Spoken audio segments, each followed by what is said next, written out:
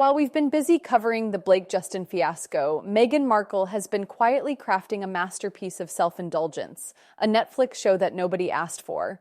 But since it's here, and because we love our audience too much to let you endure this alone, we'll be breaking it down episode by episode so that you don't have to suffer through this ordeal yourself. Consider this a public service.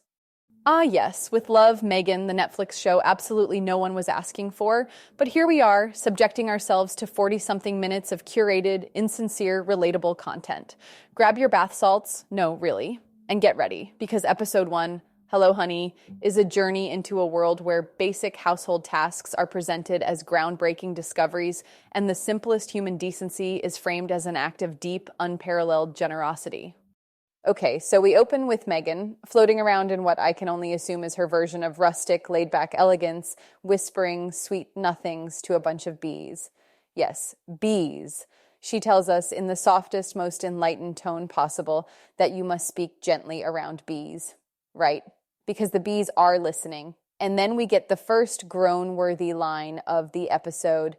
I've got good vibes for beehives. Yeah, that happened. Google would like a word, Meghan, because as it turns out, bees don't actually care about your good vibes or your soft performative murmuring. But hey, this is Meghan's world, where everything is imbued with a self-important glow, even honey. So we're watching what's supposed to be a cooking show or a lifestyle show, or honestly, I have no idea what this is supposed to be. But what does Meghan decide to make first? Bath salts. You heard that right?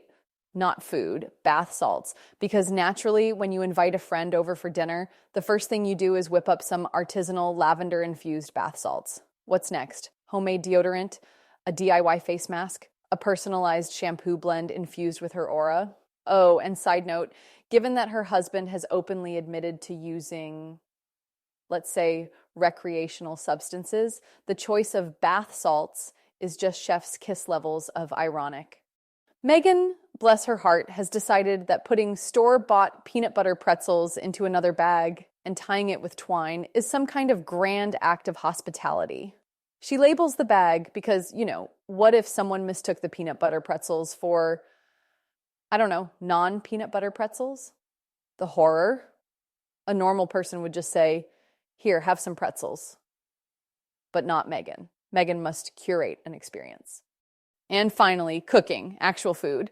Except plot twist, Meghan's cooking sidekick isn't a chef or a food expert. Nope, it's her makeup artist. Because obviously, the best person to discuss spaghetti with is the guy who blends her foundation. Now let's talk about the lemon zest moment. Because Meghan needs you to know that lemon is her thing. Never mind that lemons are a standard ingredient in, food. She treats it like some kind of exclusive elite-level flavor discovery, and then, because we needed some drama, Daniel literally cuts his finger, and Meghan, she laughs at him. But don't worry, after she's had a good chuckle, she graciously applies a Band-Aid, thus proving, yet again, her boundless generosity. Somehow, we then detour into candle making, because when you invite a friend over for a meal, you obviously make candles? Sure, let's go with that. Meghan, holding up a chunk of beeswax as if she just mined it from the depths of the earth, proclaims, "You can get beeswax from your own beehive, or you can buy it." Thank you for that, Meghan. Truly life-changing information. Finally, a dessert, a honey lemon cake, which of course, Kevin, her hand-selected fanboy, immediately says reminds him of her wedding cake. Subtle, very subtle. But here's the kicker. She calls it a naked cake, like it's some cutting-edge innovation. Meghan, sweetheart, that trend died 10 years ago. Pinterest is free. As the episode winds down, Meghan and Daniel take their homemade candles, their mediocre spaghetti, and their over-iced cake and waltz outside to enjoy the sunset. Because relatability. There, Meghan recaps everything we just witnessed, as if we, the mere mortals, were too overwhelmed to process it in real time. She reminds us that all of these incredibly pedestrian activities, bagging pretzels, making bath salts, zesting a lemon, are actually profound lessons in hospitality, generosity, and love. And just like that, the episode ends. Meghan looks off into the distance, basking in the knowledge that she has once again graced us with her brilliance. After suffering through this first episode, the question remains, who is this show actually for? It's not a cooking show because we barely learned how to cook anything. It's not a lifestyle show because nothing was remotely practical for the average person. It's not a reality show because nothing about it felt real. This is a vanity project, a contrived, self-indulgent attempt at branding Meghan as the Martha Stewart of Montecito, minus the skill, authenticity, or actual warmth.